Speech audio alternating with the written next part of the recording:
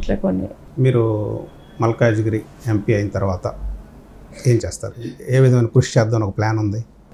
అసలు మల్కాజ్గిరిలో skill development ఎప్పటి నుంచో ఉందండి. అప్పుడు వైఎస్ రాజశేఖర రెడ్డి ఉన్నప్పుడే మేము అడగడం జరిగింది. అప్పుడు ఆయన సరే చేస్తామని లోపు 2 monthsలో ఎక్స్పైర్ అయిపోయిండు. తర్వాత ఇంకా గత గవర్నమెంట్ కూడా ఎన్నిసార్లు ప్రపోజల్స్ ఇచ్చినా కూడా ఇంకా ప్రపోజల్ ఇద్దామంటే కూడా ఛాన్స్ లేకుండే. ఒకసారి ఇచ్చినాము, అది ఎక్కడ పెట్టినో చదివి రీడ్ చేయలేరు, అదొకటి.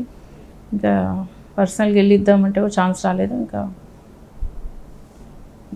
200 acresలోనన్నా స్కిల్ డెవలప్మెంట్ పెట్టామంటే అది కూడా ఇంకా రెస్పాన్స్ కాలేరు. కాబట్టి ఇప్పుడు గౌరవ ముఖ్యమంత్రి సీఎం రేవంత్ రెడ్డి గారిని అడుగుదాం అనుకుంటున్నాము.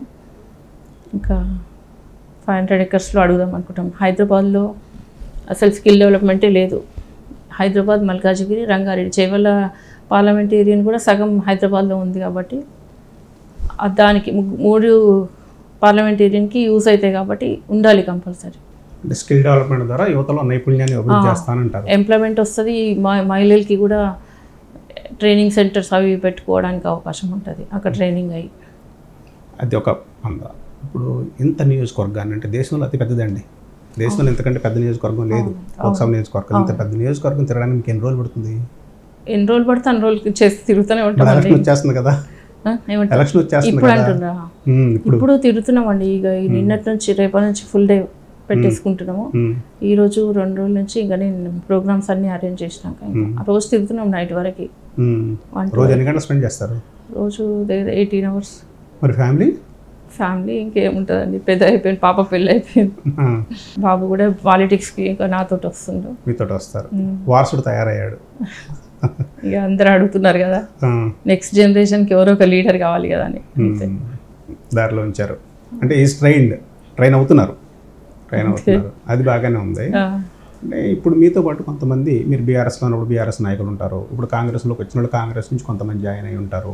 వాళ్ళ సహకారం మీకు బీఆర్ఎస్ నుంచి ఉన్న వాళ్ళ సహకారం ఎట్లా ఉంటుంది? చాలా మంచిగుందండి, చేస్తామంటున్నారు. ఇంకా కొంతమంది అక్కడనే ఉండి చేస్తామంటున్నారు. పార్టీని చూసి ప్లస్ పనులు అవుతాయి కదా వాళ్ళకి. పనులు అవుతాయి. ఇంకా మనుషులను చూసి అంటే ఏమో అండి, మనుషులు అంటే మీ క్యారెక్టర్, మీరు చేసే విధానం, కార్యకర్తలు కాపాడుకునే విధానం, కొంచెం వ్యక్తిత్వం కూడా ఉంటుంది, పార్టీ కూడా ఉంటుంది. వీళ్ళు రెస్పాండ్ అవుతారు, ఏ పార్టీ ఉన్నా చేస్తారు అనేది కూడా ఉంది. కాబట్టి ఇంకా అండర్స్టాండింగ్లో లోపల నుంచి కూడా చేస్తారు. బీజేపీ వాళ్ళు కూడా చేస్తారు మీకు ఖచ్చితంగా. సపోజ్ ఫర్ ఎగ్జాంపుల్ సవితేంద్రారెడ్డి గారు ఉన్నారు, ఎట్లా ఉంటుంది కోఆపరేషన్? ఇంకా రిలేషన్షిప్లో ఇక పార్టీయే కదా.